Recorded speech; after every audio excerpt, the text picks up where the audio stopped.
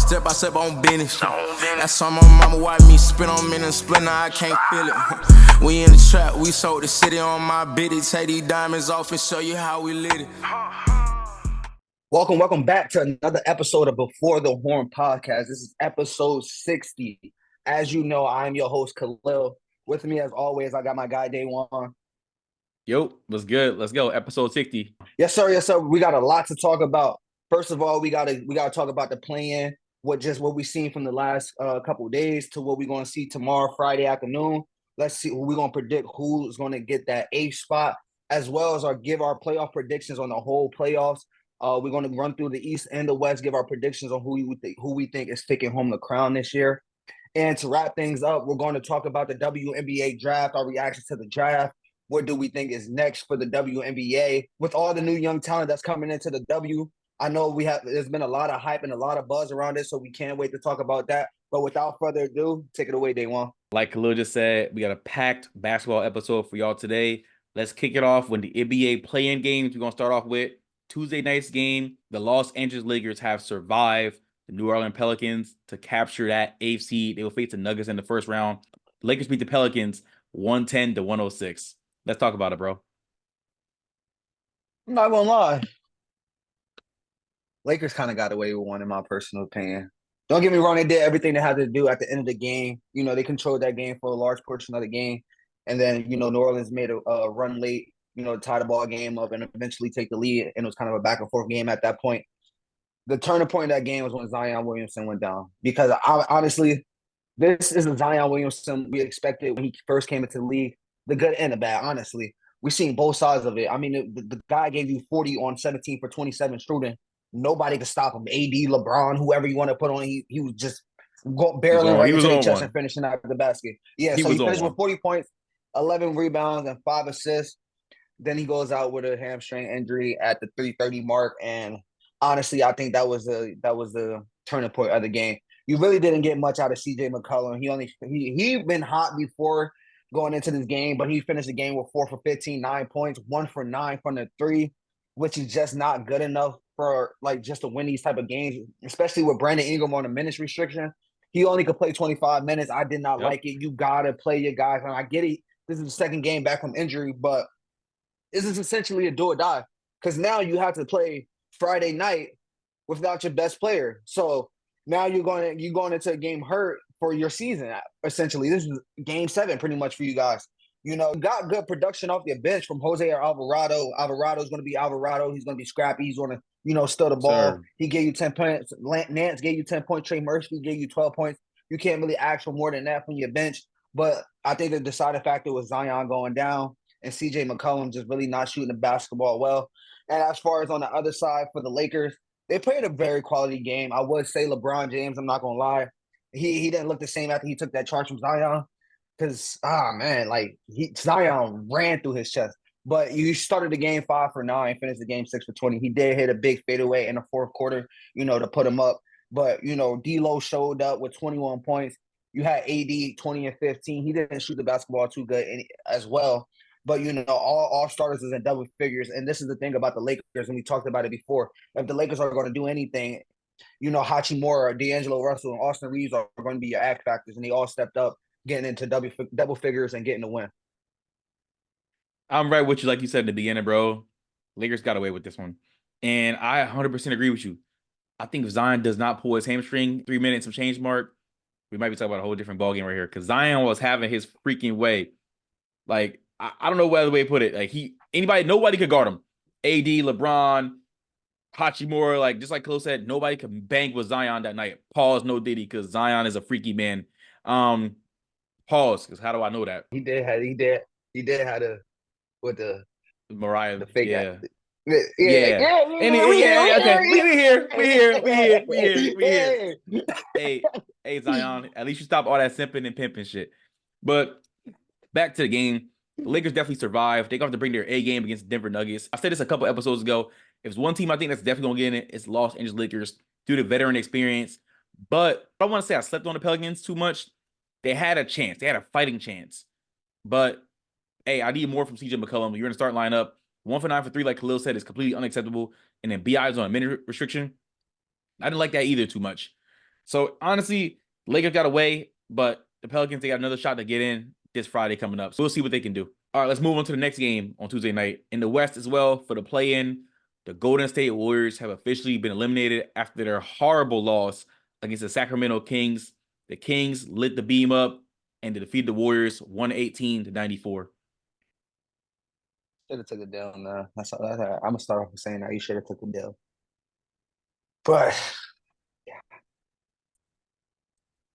it's over. It's over. It is over. It's all she wrote. It was a good run while it lasted, but it is over. Klay Thompson, 32 minutes, had as many points as me. Me and him had the same amount of points, and 30. He had 32 minutes. I played 0. Steph didn't have his best game, and we knew if anything was going to happen, Steph was going to have a big game, and he only finished with 22 points, 8 for 16. I don't think that's nearly enough shots. I think he should No. definitely be well over the 20-point mark. But at a point, this game kind of got out of hand. The rookie, he had him a big game. Keon Ellis, he had him a big game in this one, 15 points, and it was a big burst. You had Keegan Murray who got hot early, and he finished off with 32 points, 8 for 13. And that's the thing with this, what you're gonna get from Sabonis, double guy, close to a triple double guy, 16, 12, and 7. De'Aaron Fox is always gonna be a mismatch problem for anybody. He finished with 24 points. The whole starting lineup was in double figures, and that's one of the biggest things, especially in a game like this, is I kind of know what I'm gonna get out my stars, but what is those other guys gonna do? And those other guys step up. Harrison Barnes, 17 points. Keegan Murray, 32 points. Keon Ellis, 15 points. You know what you're going to get out of your 2 stars. It was a big win, big quality, well-rounded win, especially for a team. I feel like, it's kind of hurting a little bit when you're missing 2 of your key players and Kevin Huerter and Malik Monk, who was arguably 6th man of the year. He So better be. they found a way to step up and get it done and pretty much, get back because they did lose to this team in the first round last year of the playoffs. It feels good. This is probably one of the biggest wins as a franchise in a good while. Like, let's be honest, when's the last time the Kings won anything, let alone, a big game? So this is the first big game that they won. But hats off to the Kings. But man, Golden State is done. I don't know where they go from here, but they're done, man. It was a good run. I can tell you where to go from here. First of all, get rid of Draymond. Let Draymond go. Go play in China. How do I know that was the first thing you was gonna say? Of How do I course. know that was the first thing? Bye, Draymond, because he didn't do nothing. He didn't do too much this whole year. If we being real, Klay Thompson's been I mean, unacceptable they had this a whole winning year. record with Draymond. Don't care. He's garbage. He's a liability. He's off the court liability and on court liability with as many technical fouls, and he doesn't really contribute too much to the game. Get rid of him and Klay, in my opinion. Let CP3 walk as well. CP3 finally found a way to stop the Golden State Warriors. He joined them and lost with them. He didn't contribute nothing either. I knew this Warriors team was going to be bad once they got Chris Paul in the offseason. I just seen it coming. Steph was the only one doing work all year. And the way this team went out is completely sad. Now, all players spoke about their futures with the Golden State Warriors. But after this year, only person I see coming back out of this team most likely is Steph Curry, obviously. Kuminga, he did what he had to do. Clay is a free agent. He didn't get paid. He declined I think it was 2-year, $48 million contract they offered him. I'm saying that the Warriors, they did right by these guys all these years, even when they didn't deserve it. So let's be real, like, bro, I mean, they're done. Like, they're done. They've been done. I've been through. They were done. That 2022 ring that they got against the Boston Celtics. I'm not saying this because I'm a Celtics fan, but the Warriors sold their soul for that ring. That was such the most, in my opinion, unexperienced Boston team to the finals. Flukiest win ever, because I knew that Boston should have won that finals series. But Jason Tatum wants to have 100 turnovers in a postseason. He was fantastic. But I just want to say, I told you so as well, Khalil. You picked the Warriors to win this. I picked the Kings. So the truth teller strikes again. You didn't put your money where your mouth is at. So I don't want to hear it. I don't want to hear it. I can only tell the truth when it involves money. No, I'm not saying that. I'm saying, okay, you picked right for once. Congratulations. For once? You picked right. Okay. Okay. You picked right. Okay, hey, cool. You know what? Cool. I'm gonna leave it at that. You want a Velveeta? Like, what flavor? Blueberry. You want one? Not really a blueberry guy. And plus, those make me go to the bathroom a lot. Like they make my bowel move. Shout out to Velveeta. Shout out to Velveeta though. Y'all killing the game. But the Kings light the beam. You guys are moving forward. Congrats. Now we're gonna move into the Eastern Conference side of the play-ins. Let's talk about the comeback by the Philadelphia 76ers. They came back against the Miami Heat, 105-104. We do know that Jimmy Butler has sprained his MCL, and he would not be in the next playing game with the Miami Heat due to this injury. But let's talk about the Sixers and Heat game overall. I'm sorry, Miami. They don't have a point guard, bro. They don't have a point guard, and you could tell like the offense just looks stagnant. I was waiting for, somebody to come in and fill that role, but they really essentially don't have anybody on the roster. The only true point guard they have on the roster is Patty Mills, and he doesn't play. He Terry didn't play. Rozier is not with the team right now. Josh Richardson is another key guy who's not with the team right now. But Tyler Hero cannot be your playmaker, your primary playmaker. You need somebody to set him up to get shots because when he's the primary playmaker, he shot 9 for 27, 4 for 14 from the three. He missed more shots than points. He had 25 points on 27 shots. That is horrible. We can't do that. Jimmy Butler, as you mentioned, he did sprain his MCL, but he did play most of that game. He did sprain his MCL in the first quarter as well. Let me just throw that out there. You did get good production from off your bench from your rookie Jaime Jaquez with the 6 for 11 off the bench, 15 points. Kevin Love gave you 10 points off the bench. Highsmith gave you 9 points off the bench. But like I said, I can't be mad at nobody else but the stars. Now I got to look at the stars, the key players, because the role players did what they had to do. Caleb Martin did not have his best game. I don't know what was going on there. Jovic, he didn't play much. He only played 14 minutes. But Bam Adebayo, 10 points. 10 points. Got to be better than that. Got to be better than that. That's Especially Bam that you're Bam. an That's all-star. him. That's him. You're an all-star. You're an all-star. You need more than that, especially when That's been him his your whole star career. players hindered.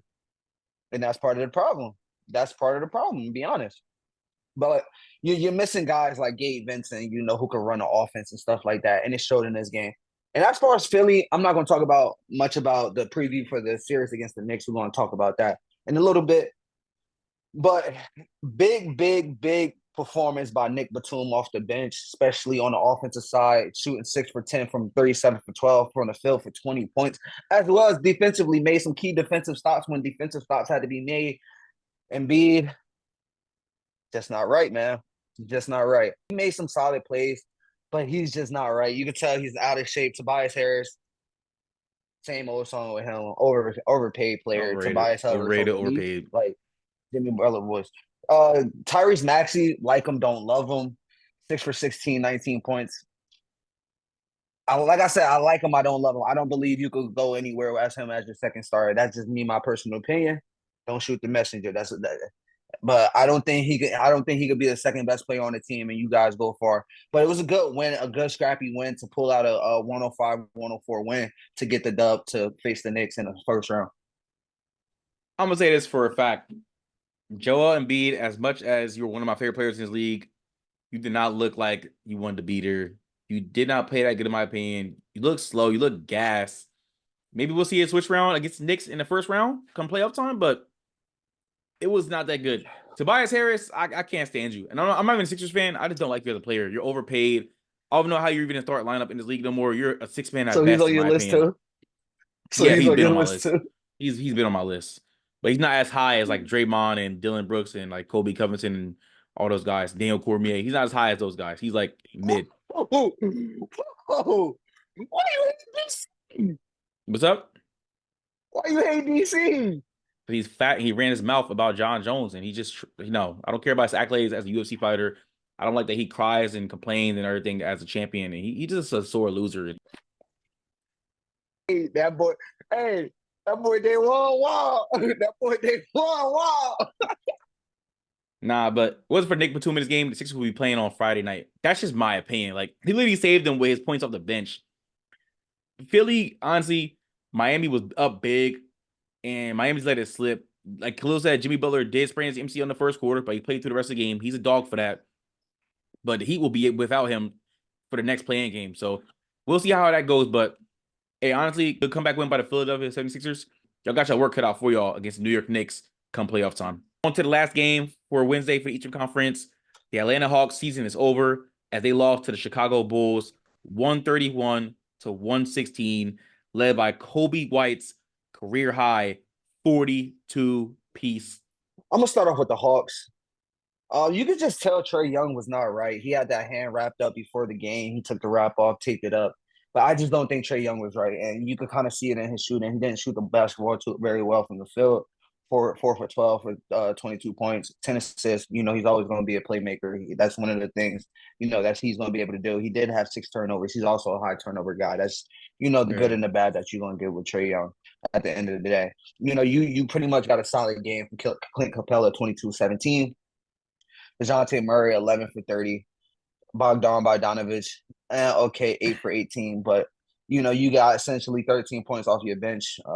Pretty much no production there. When one of your star players are not right, that's a big issue. And, they lack depth when you look at it. I mean, Trey Young, a guy who's been out for a good stretch of time before he just came back like a couple weeks ago, he clocked 43 minutes.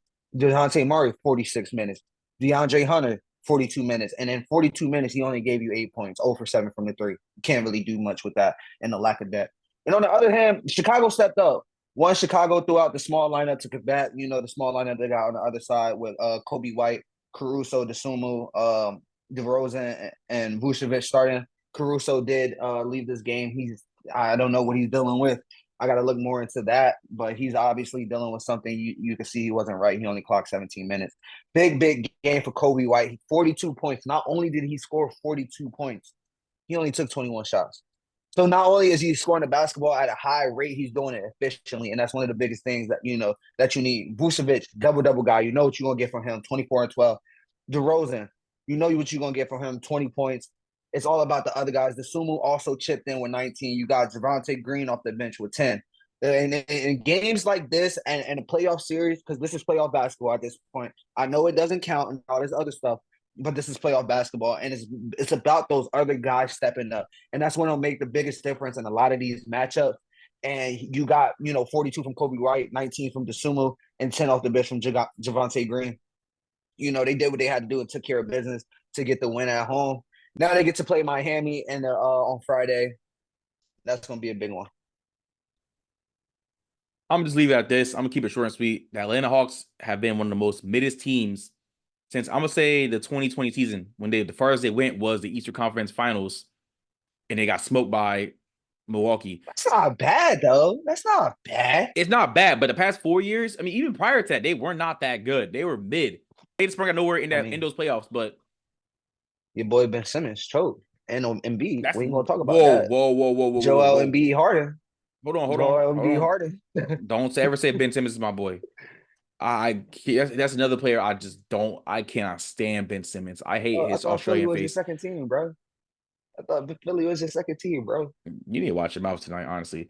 Anyway, getting back to the game, the Atlanta Hawks have always been a mid team this whole year, so I'm not really surprised that they lost this game, but the Bulls brought their A game. They came out to play. Kobe White had a huge game. Too bad it's not going to really break his season career high. It's just a regular career high. Overall, great game. He shot very efficiently. DeRozan had a solid game. Vucevic had a solid game. This is kind of, besides Caruso injury leaving him, he only had 17 minutes. It's probably the most complete I've seen the Bulls play in a while. And hey, now I'm fighting for the 8th seed this Friday, so we'll see. But for Atlanta, there's not really too much to say. I think they kind of part ways with DeJounte Murray. I think he's a free agent after this year. I think Trey Young's going too. Yeah, I can see him going to the Spurs. Trey Young is probably not on his team come 2024. So we'll see. The Hawks are kind of basically been in a rebuilding mode. So hey, off the next season they go, but the Bulls, they got one last crack at it. So we'll see what they do Friday night. Now that the 7 seeds are set for the playoffs, let's talk about our predictions for the 8th seeds. Let's start with the first game on Friday night for the East, the Chicago Bulls versus the Miami Heat. Who is taking that 8th seed will face the Boston Celtics in the first round in the East? Who you got? Give me Chicago. I'm taking Chicago. And they're plus money right now. So if you want to go out there and get it, they are plus 105 on a money line via ESPN bets. They have it's a 1.5 point spread. So I mean, take it as you wish. But when you look at it, Jimmy Butler's not going to be there. Yeah. I really don't love any of the other guys. Like I said, Bam Adebayo, he has problems against bigger guys, which he had problems with Embiid. I think he's going to have problems. He had problems with Jokic last playoffs. He's going to have problems with Vucevic. Vucevic is a big guy to deal with, and, in the middle. He's 7 foot. He can rebound. Like I said, if you get quality, I don't know what Alex Caruso's status for this game, but if you get Caruso in there, Kobe White in there, DeSumo, Javante Green. You already know what you're going to get from DeMar DeRozan. DeMar DeRozan is going to be steady. He's going to give you 20 points easily. So as long as those guys show up, I see Chicago winning, and I just really don't love Miami's offense at this point. Like I said, I don't love Tyler Hero being your point guard, and now you're asking Tyler Hero and Bam Adebayo to be a savior to take it to the playoffs. I'm just not here for it. So give me Chicago. Yeah, I'm right there with you. And as crazy as it seems, Miami, Miami's one of those teams that can just spring on you in any moment, any given time. They can knock the top teams off. But again, this is not a top team, the Chicago Bulls we're talking about. But Jimmy Butler not being here, it just makes it hard for me to pick the Miami Heat in this game. I don't trust Bam Adebayo. And again, I'm with you as well. I don't trust Tyler Hero as my primary playmaker on this Heat offense. I don't know why Duncan Robinson didn't play the first playing game. And I don't know why other players on the bench did not play as well. I mean, I don't know what Eric Spoelstra was doing. He's a great head coach, but he got to kick in the gear, in my opinion, sometimes. And this is a do or die game for him. So if the Heat come out and win this game, it's because they played great defense and they were very efficient on offense. But who knows what type of game we're going to get from this team without Jimmy Butler and without other great players that they have. Terry Rozier, who knows if he's going to come back. I don't lie. This is the kind of situation when you kind of miss a Kyle Lowry, somebody who can run an offense and get guys in their spots to be a little bit better than what they may seem on their own. Yeah, So that's a fact. I think this is I one do of the agree with games that. where you miss a Kyle Lowry. I do agree with that. With that being said, just because how the Bulls been performing lately and because Jimmy Butler's out, I don't trust Bam Adebayo. I'm going to go with the Chicago Bulls to capture the AFC. They will see the Boston Celtics in the first round of the playoffs. All right, moving into the next game for the AFC as well. The Sacramento Kings will be taking on the New Orleans Pelicans. Who you think captures that AFC will face the Oklahoma City Thunder in the first round of the playoffs in the West? Give me Sacktown.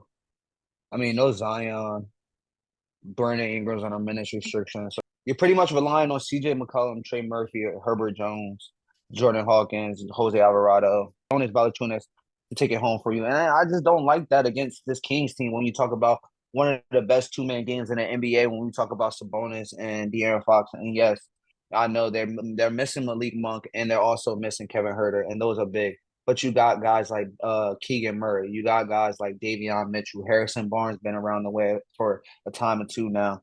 Keon Ellis stepped up big in the last matchup. Don't know if you're going to get that again, but, that's a possibility. You still got Davion Mitchell. I like him coming off the bench. I just think, the talent is with Sack. They are going on the road, but when we talk about the best two-man games in the NBA, I feel like there's the Nuggets with Jokic and Murray and Sabonis and De'Aaron Fox is just a level down from them when we talk about the pick and roll and the playmaking action that these two can do with themselves. And I just really don't like the matchup of Jose Alvarado guarding De'Aaron Fox. Don't get me wrong, Alvarado is scrappy, but De'Aaron Fox is a whole different different monster ball to game. deal with He different. than D'Angelo Swiper. Russell or somebody like that. Yeah, so give me Sacktown in this one to get the dub as well. Yeah, I got the Kings going down to NOLA and taking that win as well. It's hard to do it without Zion playing. After he just went crazy on the Lakers for 40. And you got BI playing with an injury as well. It's kind of hard to pick the Pelicans, but they still got some dogs over there. But the Kings they're a different team, bro. I think the Kings are really underrated. And the West is just that stacked, in my opinion. I'm not finna sit here and repeat too much, hit the nail on the head like Khalil just did with the hammer, because he already pretty much took everything I said. So, and we both going with the Kings. Now let's move into our playoff predictions. It is now here. This season went by extremely fast. I can't believe that was 82 games, but hey, we're here already. Obviously, these playoff predictions include our play-in win teams as well. So just bar with us with that. Honestly, it don't matter. I think both these teams going home. So all right, well, we're gonna start with the Western Conference first. Then let's kick it off with the first seed versus the eighth seed. The Oklahoma City Thunder are taking on the Sacramento Kings. Who you got for that series, and in how many games? Give me OKC in this one.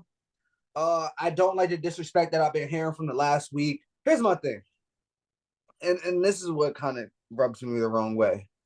We do realize this OKC team just won the hardest conference that's been playing one of the best in probably a decade. One of the closest runs in ones in a decade. And this OKC team did that. And I get it. They're college age. The average age for this team is 24. I get it. But I'm not going to sit here and erase everything that I just watched on the basketball court this season. They Let's played start a hell off. of a Let's season. start off with the start.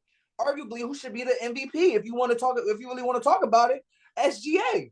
He's averaging 30.6 assists and 5 rebounds. You got Chet Holmgren, who's averaging 16 and 8.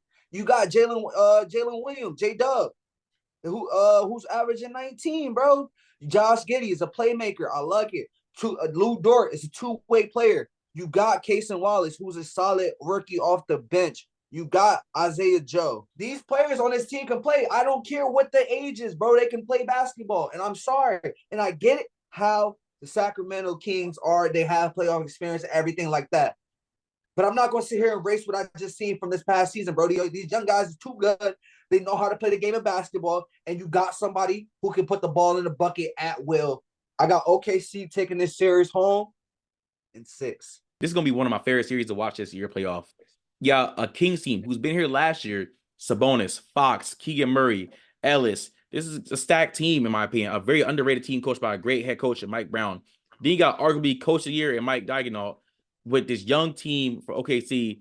Their average age, they are very, very young, but Shai is definitely MVP frontrunner.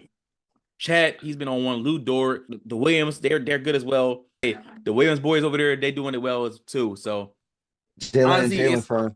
Yeah, they killing it. But who do I pick in this series? I'm gonna take the Thunder. I'm gonna say the Thunder in 6, just like Khalil.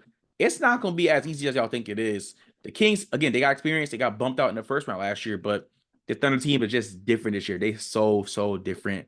It's so hard to pick against them. But who knows? The King experience with Mike Brown at the helm as well, it might come by the Thunder where they least expect it. So, but in my opinion, I'm taking the Thunder in 6. So, hey, watch out. Moving down the bracket, we got the 4th seed Los Angeles Clippers taking on the 5th seed Dallas Mavericks. We got in this one. This is a great rivalry, and it's headed into the playoffs. I can't wait for this one. I ain't gonna cap. Out of all the series in this tournament, this is probably my best. This is probably my favorite one. Give me the Mavs. I'm taking the Mavs to get it done. And how many games? Go out there to take it over in 6. They're gonna finish it at home. When we talk about one of the best scoring duos in the league, look no further than Kyrie Irving and Luka Doncic. And we already know the problems that Luka has given the Clippers in the past, since the bubble days when, Pat Bev was going at him, Paul George, everybody was going at him. Only issue is he didn't have the team to do it. Now we're talking about a Luka who's averaging 34 points, 9 rebounds, 10 assists. You got Kyrie averaging 25. You can round it up to 26, honestly. I know what I'm going to get out of them two. Then we have defenders now. You have a PJ Washington. You have a Daniel Gafford. You have a Derek Lively Jr. I like the size that this team can put down low to protect the rim. And you got guys like Josh Green who can score the basketball. Tim Hardaway. Now, the X factor, one of the biggest X factors is going to be, can Tim Hardaway shoot the basketball at a high level? I think their game plan probably is going to be, to try to get the ball out of, Luka and Kyrie hands. And my biggest question mark is Kawhi. What's his status? What's Kawhi's status? Is Paul George going to make it through? Playoff James Harden, really? How many times you going to go through that, really? Really? So give me the Mavericks. I think this is Luka's best team. This is better than that team that made it to the conference finals. So give me the Mavericks to get it done in 6 at home on their court. I'm right with you, bro. I'm taking the Mavs in 6 as well. Like, you bring up everything literally that I was gonna bring up. This is Luka's best team he's had since he's reached the conference finals. And this is a rivalry that he has with the Clippers. In my opinion, I think Luka's definitely one of the front runners for MVP. But hey, who knows if he'll win or not? I doubt it. Luka is leading his team in all 3 categories when it comes to points, rebounds, and assists. And you bring up Kyrie, Tim Hardaway Jr., PJ Washington, Gafford, Lively, Jones, Green. Like, this is a solid team. I love watching the team play. On the other hand, you got the Clippers, experienced team. You got a whole bunch of vets over there. But can the vets actually work together and mesh well and get it done? The player I trust on that team right now is Kawhi Leonard. I don't trust Westbrook. I don't trust Paul George. And I'm damn sure I don't trust James Harden. Do you really trust Kawhi? Do you really trust Kawhi? I trust him when he's healthy. I can How give you healthy that. is he? Well, That's my question. How healthy is he? and that's what I was gonna get into. But can he actually be healthy for these playoffs? And I just can't trust it. It's too many question marks all over this Clippers team. I got the Mavs taking it home in 6 games at the American Airlines Center down in DTX. I mean, the real question is, what Paul George you gonna get? Playoff P, podcast P, or pandemic P? You gotta That's a say. good question. Guess we gotta wait to see.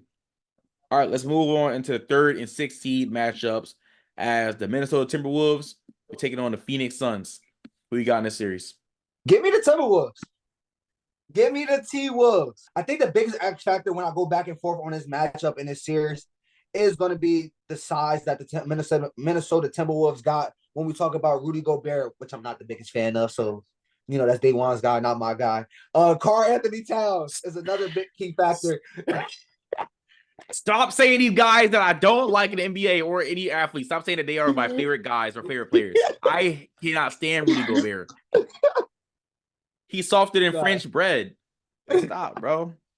But you got a Nas Reed, you got Anthony Edwards that's taking the next step that you thought, people question, was this team going to fall off after Cat went down, and they didn't. Anthony Edwards took the mantle and kept everything rolling. You got a Mike Conley, a veteran guy. You got a Jaden McDaniels, a guy that can defend both ways. You got slow-mo Kyle Anderson, that Jersey guy. You know what you're going to get from him. Very, very solid player. You got key role players, too, who have experience in these moments that can step up mixed with that young talent.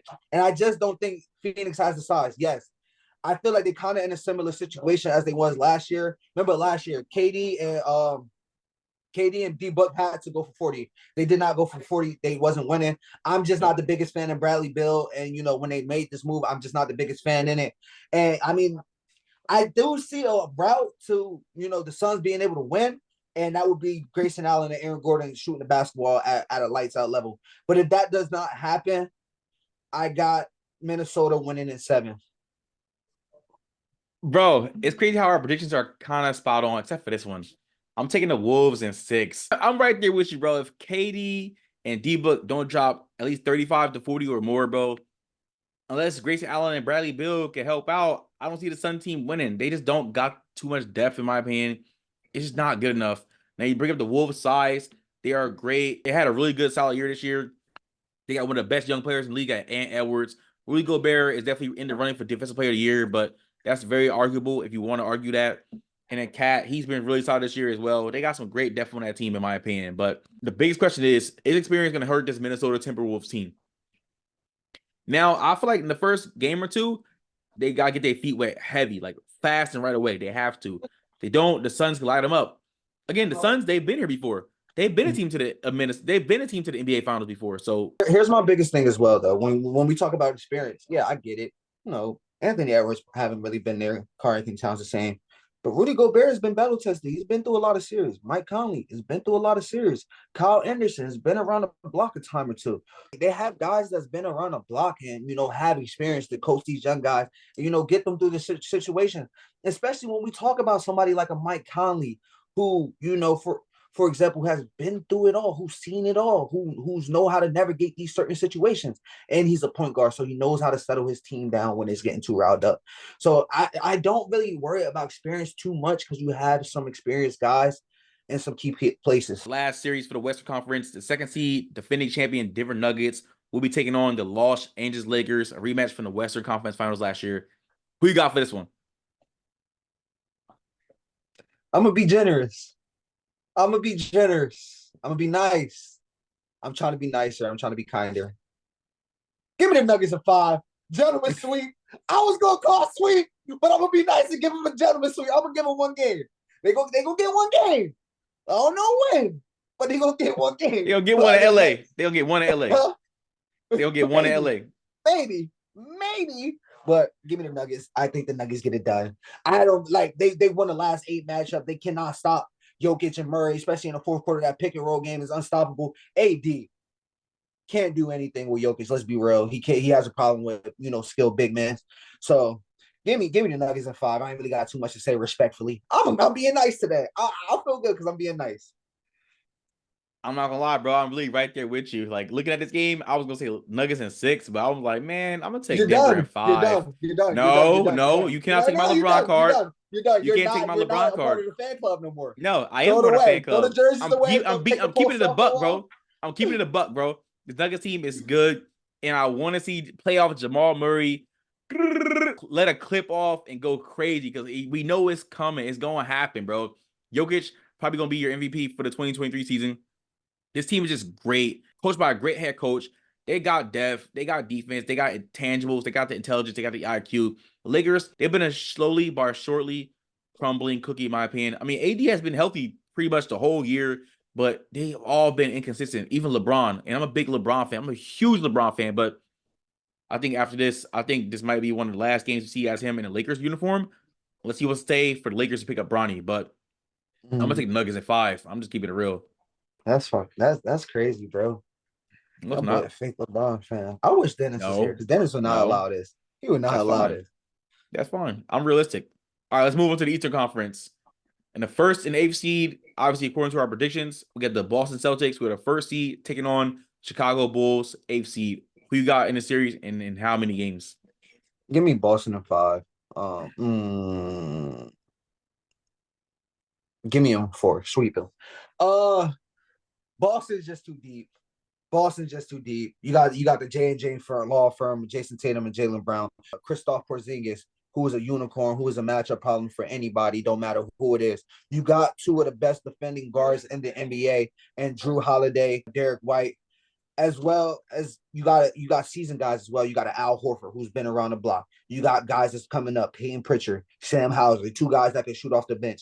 My only thing with this team, and I don't think it's going to hinder them this series, I think they get by this team pretty easy, is they shoot a lot of threes. I'm not going to worry about that right now. I think they make quick work of this team, but that could be an issue later down the road. Give me Boston in 4. Sweep them. Yeah, I'm gonna take Boston at 5. I'll give the Bulls one game, probably in Chicago. Because no, I'm gonna say this because look, I'm a big Celtics fan, but they are prone to letting it happen when it matters for some reason. I don't know why. We've seen it last year against Atlanta, they survived. We've seen it last year against Philly, they survived. We've seen it against Miami, they didn't survive because they went down 3-0 early. They tried to do a comeback, but it failed horribly in Game 7. But Boston is just too deep, like Khalil said. This Bulls team does not compare, in my opinion. But I'm gonna be generous with the Bulls one game, but the Bulls are definitely liable to get swept. But give me the Celtics in 5. All right, moving on into the 4th and 5th seed matchups out the East. We have the Cleveland Cavaliers taking on the Orlando Magic. Who you got in this series and in how many games? I will be at least one of these games. You better be. So I will be out there. Give me the Magics. Give me the Magics. I don't care. I'm out here. I'm in Orlando. Give me the Magics. Give me them in 7 to win in Cleveland at Quick Loans Arena in 7. The Magics just do not get enough respect. One, let's start with, the starter team. Paolo Banchero. One, he's the number 1 overall pick. Rookie of the year. All-star. Why is he not talked about enough? It baffles my mind. A guy that's averaging 23 points, damn near 7 rebounds, 5 assists, just not getting enough credit. Wait, hold on. Franz I put him Wagner. in my top 10. I put him in my top 10 before the season started. Y'all looked at me like I was crazy. No. I'm just talking about national media. No. I'm talking about national media, man. First of all, Paolo's my guy, okay? Paolo's been my guy, okay? I'm a Y'all Duke fan. twins. I'm Y'all twins. a Duke fan. That's my Y'all guy, twins. all right? Franz That's your brother. Wagner, very solid player. They got depth as well. Wendell Carter Jr., I like him. Mo Wagner, Franz Wagner, Jalen Suggs, Cole Anthony, Markelle Fultz, Gary Harris Jr., Jonathan Isaac. I don't know how to say his last name. Starts with a B. I don't know. Anthony Black, Joe Ingles. I just like this team as quality depth. They have quality players, and they know how to play the game of basketball. So give me the Magic. It might be a little bit of hard overhead, but I don't care. I'm rolling till the wheels fall off. Give me Orlando. I'm right with you, dog. I'm gonna take Orlando, but in 6. Cleveland, this is a team that was the top 3 in the East for most of the year, and then they started to fall off. They kind of was streaky team go as the season got close to an end. Yeah, and Cleveland got some dogs in their team. They just not consistent enough when it matters, in my opinion. Last year, we saw them get knocked out in 5 against the Knicks in the first round. And, I mean, they're not going to get knocked out in 5 by Orlando, but, hey, anything can happen. Never say never. This Cavs team, they still got a really good team, in my opinion, but they just got to put it all together with Mitchell, Garland, Allen Mobley, Karis LeVert, Max Strus shoot off the bench, Okoro, Nang. This is a solid team. But Orlando, like Khalil said, young, ready to go. I think they get them out of here in 6. And I said this a couple episodes ago. If the Cavs see the Magic in the first round, I'm taking the Magic. I didn't say in how many games, but I'm saying it now. I got Orlando in 6, taking it home at the Kia Center. All right, moving on to the next matchup in this series. The Milwaukee Bucks, who are the 3rd seed, are taking on the Indiana Pacers, who are the 6th seed. Who you got for this series, dog? If Giannis is healthy, give me the Bucks. As long as Giannis is healthy. Outside of Giannis and Damian Lillard, there's not much more I really love about this matchup. Indy has had their number for a large stretch of the season. Not Most the deaf. biggest Doc Rivers fan as well. He's not the best at making adjustments at all. So we're gonna see what happens there. I like Halliburton. I like what he brings to the table. I like Miles Turner. Like they got Pascal Siakam. They have Aaron Nesmith. I like Obi Toppin, TJ McConnell. I think they have some very, very solid players. But as long as Giannis is healthy and Damian Lillard is right, I think they make work out of him in probably 6. Chris Middleton just need him to show up to the party. You got Bobby Portis and Brook Lopez. They're 2 very, very solid big men. They're gonna get you in double figures. Malik Beasley, Jay Crowder, can you shoot the basketball at an efficient level? That's the biggest question. Pat Bev, defensive guy. He's gonna bring that dog. I know they're gonna have him on Halliburton. He's gonna, give him problems. But give me the Bucks in 6. I'm gonna take the Bucks in 5 in this one. Like I know you mentioned that the Pacers had their number the whole year, but come playoffs, it's a whole different ball game. Pacers, they got some bodies to match up with this Bucks team, but not too much. But is Doc Rivers gonna actually lead the team to a victory, or are they gonna fall and crumble? They have the potential to fall and crumble because this is they let go of Adrian Griffin. They haven't done too much great, in my opinion. Doc Rivers took over, and the team has been in a slump. And honestly, I think Dame is out of here after this year. With all due respect, I think they move on from Damian Lillard.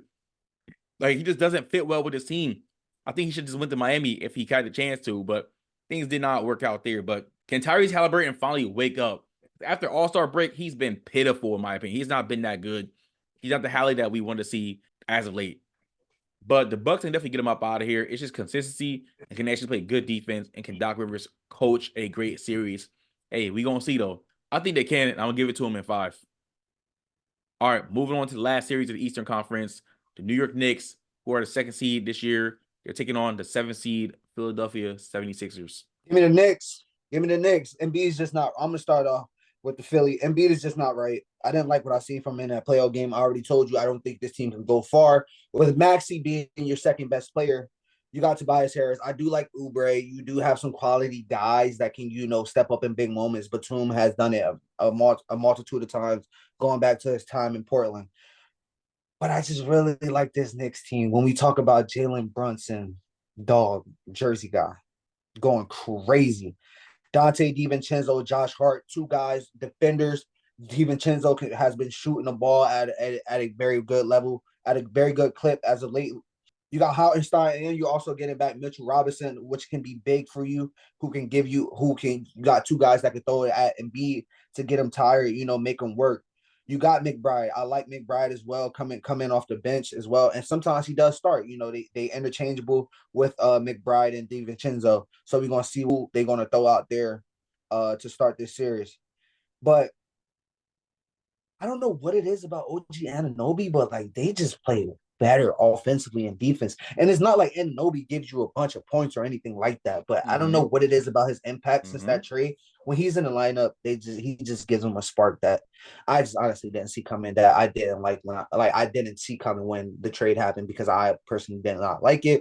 But but getting rid of Emmanuel quickly and RJ Barrett, 2 guys that can score the basketball, opened up the court for a Jalen Brunson to, facilitate a little bit more and score at will. No Julius Randle, but I don't think they need him for this one. Give me the Knicks in 7. Give me the Knicks in 7. Bro, you're such a copycat. Bro! I'm taking the Knicks in 7 in this one. I'm taking the Knicks in 7. You ducking. No, I'm not ducking. I'm not ducking anything. We literally damn near got the same predictions.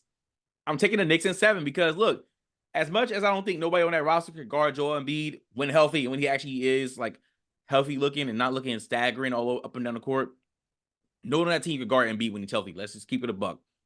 Tyrese Maxey, he can give you some here and there, but as his second best player, he got to be consistent. Tobias Harris, I already told y'all my opinion about Tobias Harris. The Sixers, in my opinion, coached by Nick Nurse, they just gonna have too much. The Knicks has been a really, really surprising team this year. I'm honestly surprised how far they got up. The second seed in the East, and they've played outstanding basketball this year. Talk about your Jalen Brunson, DiVincenzo, Mitchell Robinson, Havenstein, OG Anunoby, Josh Hart on defense.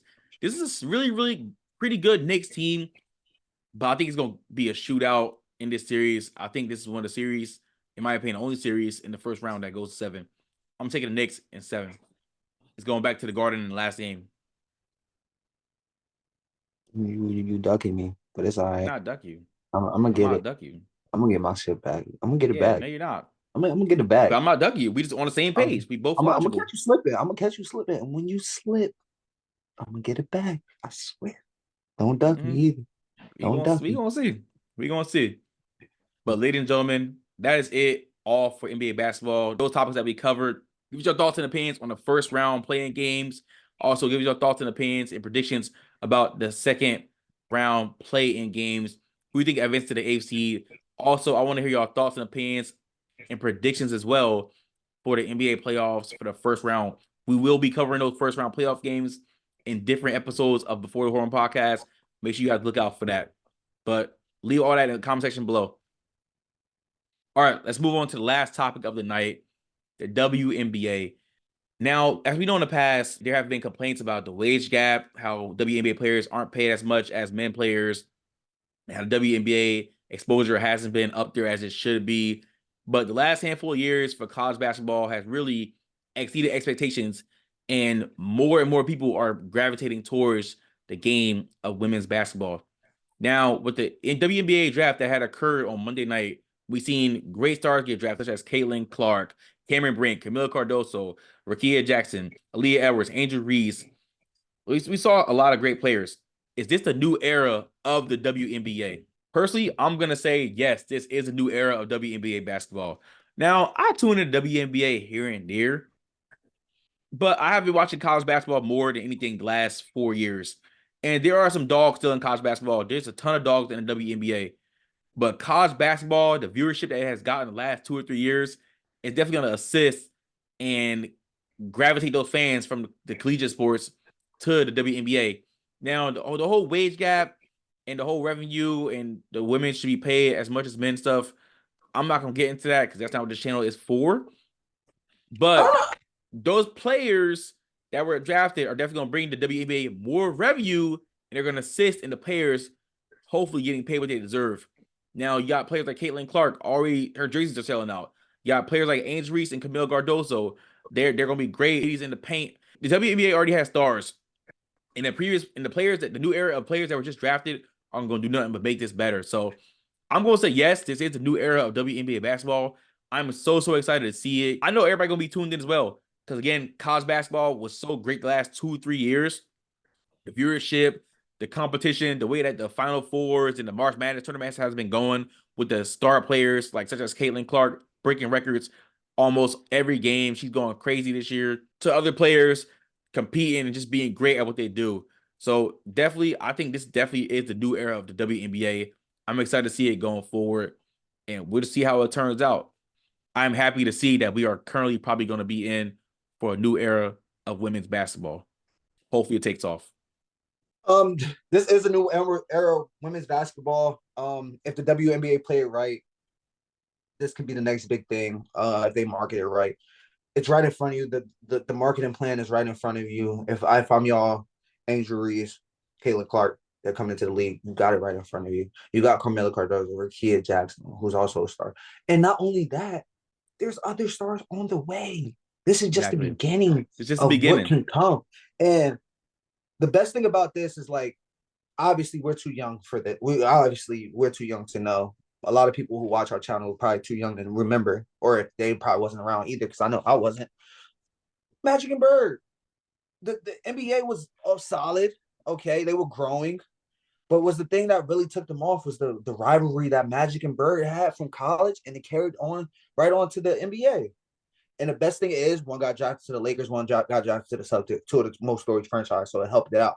But you got Caitlin Clark right in Indiana. You got Camila Cardozo, who beat Caitlin Clark this year for the national championship, and Angel Reese, who beat her the year before in the national championship. Not to mention, They're Indiana right Fever there. also got Aaliyah Boston, who Caitlin Clark just beat last year in the Yeah. Final Four. So there's a lot of good matchups. There's a lot of good storylines. So we get this rolling. This can be one of the best. This is going to be the first time I watch WNBA and actually keep a close look on it, if I'm being honest. Facts. Like, That's we a fact, for have real. stars that came out before. We have Breonna Stewart, Sabrina Ionesco's, the Aja Kelsey Wilson, Plum. Kelsey Plum, who were stars in college, but there just wasn't a storyline there. Like, they were nice, especially when we talk about the Breonna Stewarts and stuff like that. It just ran through. You ran through college basketball. There was no rivalries or anything. Now there's something to actually talk about and something to actually want to see.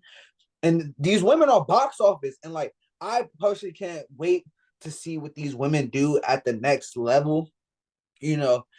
And I know Daywan really doesn't want to touch on it too much, but I will say this, like, given the pay gap, part of it is viewership, revenue, advertisements, all that. And I tell you right now, there's going to be a lot of money coming in. There's going to be a lot of money coming in. Like you mentioned, Caitlin Clark jersey sold out already. You know, Andrew Reese and Camila Cardozo, I know they're going to have Chi-Town jumping. They're looking to expand as well, which is smart. Like, you got Juju coming in. You got Paige Beckers, who's going to be coming in next year. You got the Hannah Hidalgo. Hannah Stalky. There's a lot of people on the rise, and the WNBA player, right? This could be the break they've been looking for to get them over the hump, and I'm 100% here for it. I cannot wait to see the WNBA matchup between Angel Reese and Caitlin Clark. And just to show you the magnitude of these women that's coming in, a lot of teams are already rescheduling games to play in NBA arenas. I was just about to say that. The demand. That's how you know it's about to go crazy. That's how you know. Like, I'm not gonna lie. I wish there was a WNBA team somewhere around me so I can go see when Caitlin Clark come to town. But there's no team in Florida right now. Hopefully they get one in Florida so I can start to go to the games, because I want to see Angel Reese play. I want to see Caitlin Clark play. I want to see Rakia Jackson. And that's no disrespect to the women who's been doing their thing already in the WNBA, the Aja Wilsons, the Kelsey Plum, the reigning champions. You know, you got Breonna Stewart, you got Sabrina Ionesco that have been doing their thing, but they did not have the buzz that these women got coming in right now. Facts. That's a fact. I cannot wait to watch. Yeah, I think everybody's excited, especially that the WNBA is looking to expand. That's going to bring even more revenue and everything that the WNBA needs. So there won't be no such thing as a gender pay gap or any pay gaps involving these sports. Again, it's based on your revenue and sales. That contributes to your league. Because let's be real, the NBA has been funding the WNBA last handful of years. But this new era of women's basketball, a lot of America has been tuned in and tapped in. And I honestly do not blame them. I've been tuned in and tapped in myself like the last 4 years. And this year, I'm definitely going to be much more invested into the WNBA. So, I might go to a Sparks game out here or something, or anywhere near here. Like, I might go to a Vegas Aces game, something. I mean, Vegas is like 5 hours away, but I'm like 2 hours from LA. I'll take that drive. But this is definitely the new era of WNBA. Again, like Khalil said, no disrespect to ladies that have already been doing this and been balling and killing it over there. No disrespect to y'all, but the new incoming ladies from college are about to boost this sport up. We are all here for it in America. But give us your thoughts and opinions about the new era of the WNBA. Is it real, or is it going to continue to be what it was in the past, just stagnant, low viewership, nobody really looks at it? Or do y'all think the complete opposite? More viewership, more merchandise, more revenue, more exposure. We want to hear all that in the comment section below. And let us know if you guys are excited to see the WNBA season, which starts actually pretty soon. Starts May 15th, if I'm not mistaken. So we're about a month away, just under a month. But ladies and gentlemen, that is it for episode 60 of Before the Horn podcast.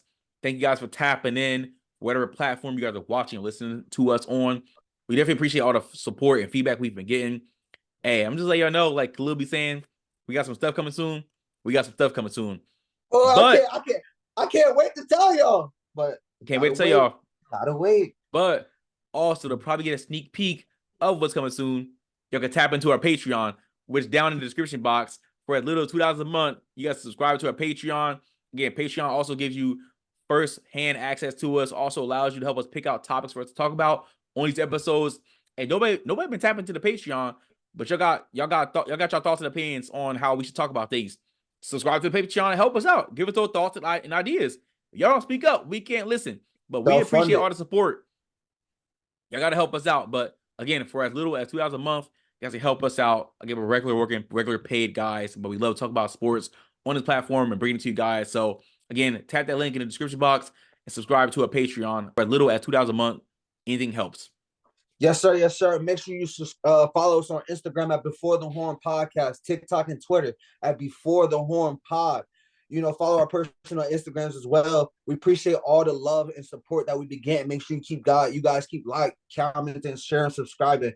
We got some things in the works. Like, I wish I could tell you guys. I really wish I could tell you guys, but I'm really excited for what the future holds. Some stuff we may give y'all a little taste this season, or we may wait till season 2. But I could just say, well, I can't wait to roll it out to you. But for the meantime, keep showing love, keep supporting. We appreciate all y'all. Till next time. Again, like, comment, share, subscribe. Thank y'all for tapping into episode 60 of Before the Horn Podcast. We shall see you guys on the next episode. Peace.